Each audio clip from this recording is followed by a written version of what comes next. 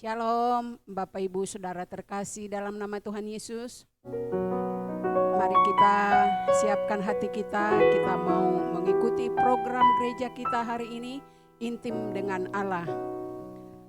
Kami yakin dan percaya Tuhan, sekalipun kami dalam lembah kekelaman, Tuhan tidak pernah membiarkan kami, Tuhan tidak pernah meninggalkan kami. Terima kasih Tuhan Yesus. Terima kasih Bapa.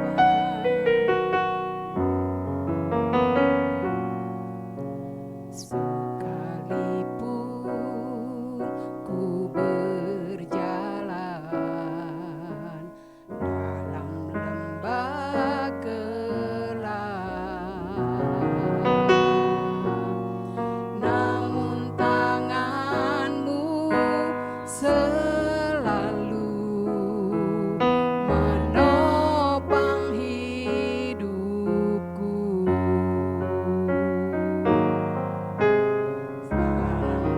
Dalam ketakutan, Kau hadir di sisiku.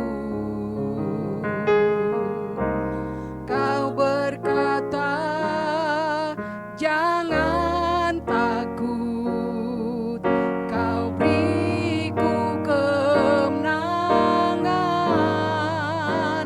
Kaulah Tuhan yang berjanji, tak sekalipun Kau ingkari.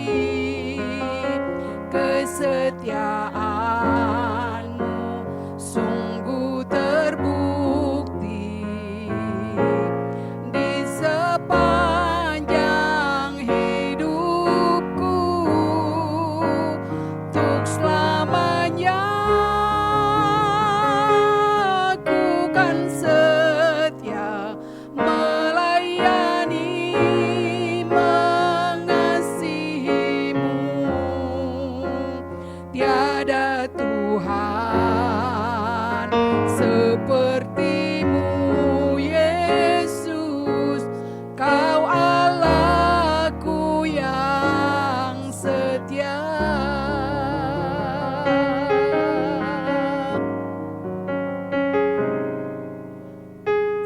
Sekalipun ku berjalan dalam lembah kelam, namun tangan-Mu selalu menopang hidupku. Saat ku dalam ketakutan, Kau hadir di sisiku.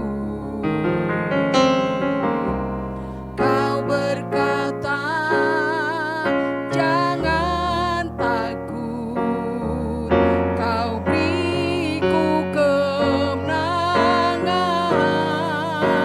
Engkaulah Tuhan yang berjanji, tak sekalipun Kau ingkari. Kesetiaan-Mu sungguh terbukti di sepanjang hidupku. Untuk selamanya aku kan setia melayani, mengasihi-Mu. Tiada Tuhan seperti-Mu, Yesus. Kau Allahku yang setia.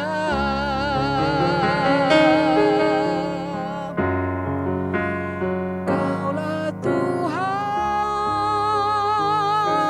yang berjanji, tak sekalipun Kau ingkari. kesetiaanmu sungguh terbukti di sepanjang hidupku. Untuk selamanya aku kan setia melayani, mengasihimu. Tiada Tuhan sepertimu, Yesus.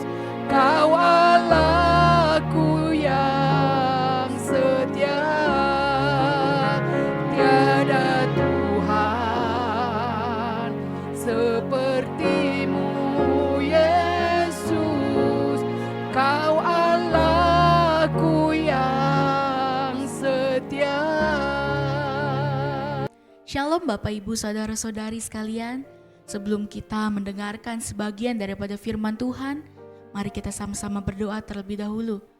Bapa yang baik, terima kasih untuk hari ini kami boleh diberi kesempatan untuk mendengarkan sebagian daripada firman-Mu. Terima kasih Tuhan Yesus, biarlah firman ini dapat merema di kehidupan kami. Dalam nama Tuhan Yesus, haleluya, amin. Renungan pada hari ini, hari Sabtu, tanggal 28 Januari 2023, yang bertemakan janji pemeliharaan atas umatnya.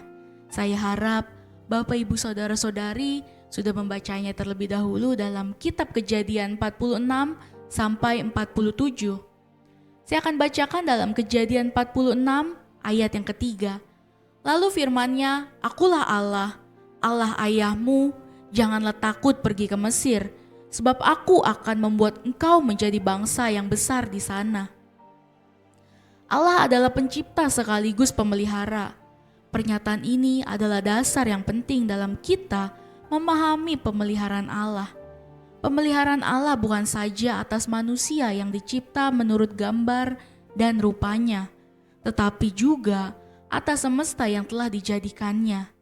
Dalam salah satu bagian khotbah di bukit, Yesus berkata, "Pandanglah burung-burung di langit yang tidak menabur dan tidak menuai dan tidak mengumpulkan bekal dalam lumbung, namun diberi makan oleh Bapamu di surga.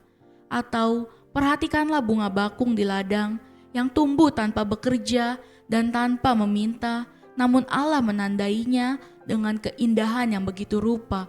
Dalam Matius 6 ayat 26 sampai 29. Kalau memang demikian, apa yang harus diragukan akan pemeliharaan Tuhan? Namun tidak sedikit orang yang mengaku Kristen dan percaya kepada Allah, tidak hanya ragu akan pemeliharaan Allah, bahkan salah mengerti akan arti pemeliharaan Allah, sehingga sering muncul pernyataan, apakah hidup dipelihara oleh Tuhan? Atau apakah Tuhan memperhatikan dan memelihara kehidupan ini? Kalau iya, mengapa masih sering terjadi musibah ini dan musibah itu? Banyak orang mempertanyakan hal ini lebih karena ingin mendapatkan rumusan yang jelas dan kepastian akan pemeliharaan Tuhan. Tidak mudah memahami pemeliharaan Tuhan. Ketidakmudahan ini juga bukan nampak dalam sebagian kehidupan para tokoh iman. Bangsa Israel sebagai umat pilihan Allah berkali-kali gagal dalam pengertian akan pemeliharaan Allah. Keluar dari tanah Mesir, berjalan di padang gurun menuju tanah perjanjian, mengalami mukjizat demi mukjizat, tidak pernah cukup membuat dari sebagian mereka untuk tetap setia kepada Tuhan. Memasuki tanah perjanjian, hidup dan tinggal di sana, di tanah pusaka yang Tuhan berikan, tetapi harus membuat mereka bergumul dengan pemeliharaan Tuhan. Karena di tanah yang dijanjikan Tuhan itu pun, mereka kerap kali mengalami bencana kelaparan. Tidak hanya kelaparan, bahkan mereka dijajah oleh bangsa yang tidak mengenal Allah, ditawan dan dibuang ke pembuangan. Apakah Tuhan tidak memelihara mereka? Tuhan memelihara mereka. Melalui hukuman Allah memelihara mereka. Allah memelihara umatnya dengan cara Dia, bukan dengan cara mereka. Lagi-lagi, tidak mudah dalam memahami pemeliharaan Allah dalam hidup ini. Meski demikian, kita tetap harus masuk dalam cara pemeliharaan Allah. Betapapun itu tidak mudah, karena itu diperlakukan ketaatan yang totalitas dalam menjalani setiap pemeliharaan Allah. Itulah yang dialami dan dijalani oleh para nabi, Tuhan dan para rasul yang sejati. Kegagalan dalam memahami pemeliharaan Tuhan bukan saja dialami oleh Israel sebagai sejarah, tetapi juga dalam kehidupan gereja dan pribadi orang Kristen yang hidup di masa sekarang pun tidak sedikit yang salah dalam memahami akan pemeliharaan Allah dengan ukuran kuantitatif. Misalnya, pemulihan ekonomi dari tidak ada apa-apa menjadi orang kaya, atau disembuhkan dari sakit penyakit. Jika pemeliharaan Tuhan hanya sebatas itu, apa dan di mana hebatnya pemeliharaan Tuhan? Tidak ada hebatnya, karena ternyata orang fasik pun dapat mengalaminya. Dan setan pun bisa melakukan perkara-perkara itu. Pemeliharaan Tuhan atas hidup orang percaya tidak sekedar itu. Ketika di saat kesulitan hidup yang dialami oleh orang percaya, Tuhan tetap hadir dan memelihara mereka. Pemeliharaan Tuhan adalah unik pada tiap orang yang pada tiap zaman. Berkali-kali Alkitab memberikan contoh pemeliharaannya kepada orang-orang yang diperkenankannya, baik kepada mereka yang dipercayakan kekayaan seperti Ayub maupun Zakeus di pemungut cukai. Tetapi Tuhan juga menunjukkan pemeliharaannya pada mereka yang hidup dalam kemiskinan, seperti seorang janda miskin di Perjanjian Lama dan Perjanjian Baru, juga kepada Lazarus. Sungguh unik pemeliharaan Tuhan. Apa yang dikatakan Daud dalam Mazmurnya? Tuhan adalah gembalaku, dalam Mazmur 23 ayat yang ke-1. Menjadi salah satu kunci bagi kita untuk menyerahkan hidup dalam pemeliharaan Allah. Dalam imannya, Daud sadar betapa Tuhan adalah gembala yang tahu kemana dia harus menuntun. Tuhan yang adalah gembala agung kita, dalam kepastiannya dia menuntun kita pada satu hidup yang pasti, yaitu kekekalan. Tidak ada yang salah ketika Tuhan mempercayakan harta kepada kita. Lalu kita memiliki asuransi, memiliki tabungan, dan jaminan hari tua. Selama itu tidak mengiring kita kepada keangkuhan, keegoisan, dan bahkan kehilangan pegangan pada Tuhan. Tetapi sebaliknya, pengharapan dan ketergantungan kita kepada Tuhan sungguh adalah hal utama dalam persekutuan dengan Dia. Satu hal yang penting bahwa orang yang sadar akan pemeliharaan Tuhan di hidupnya akan mampu mengucap syukur atas apa yang Tuhan perkenankan. Bukankah burung pipit dijual 5 ekor 2 duit? Sungguh pun demikian. Bukankah burung pipit dijual 5 ekor 2 duit? Sungguh pun demikian, tidak seekor pun daripadanya yang dilupakan Allah. Bahkan rambut di kepalamu pun diperhitungkan semuanya. Karena itu jangan takut, karena kamu lebih berharga daripada banyak burung pipit. Dalam Lukas 12 ayat 6-7. Tuhan Yesus memberikan jaminan pemeliharaannya, bahkan dikatakan, Ia tidak pernah melupakan kita.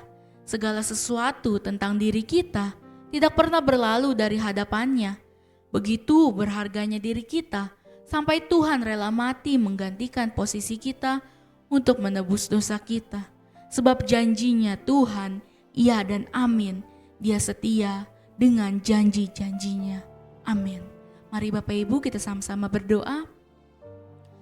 Terima kasih Tuhan Yesus untuk renungan pada hari ini Tuhan. Kami boleh diingatkan lagi Tuhan untuk janji pemeliharaan Engkau Tuhan atas kehidupan kami. Biarlah kami Tuhan terus berpegang teguh terhadap janji-Mu Tuhan. Janji-Mu saja Tuhan, dia dan amin. Bukan janji-janji siapapun Tuhan. Terima kasih Tuhan untuk pemeliharaan-Mu sampai hari ini Tuhan. Kau terus memelihara kami dalam kehidupan kami. Setiap langkah kami Engkau tuntun kami Tuhan. Terima kasih Tuhan Yesus. Terima kasih dalam nama Tuhan Yesus. Haleluya. Amin.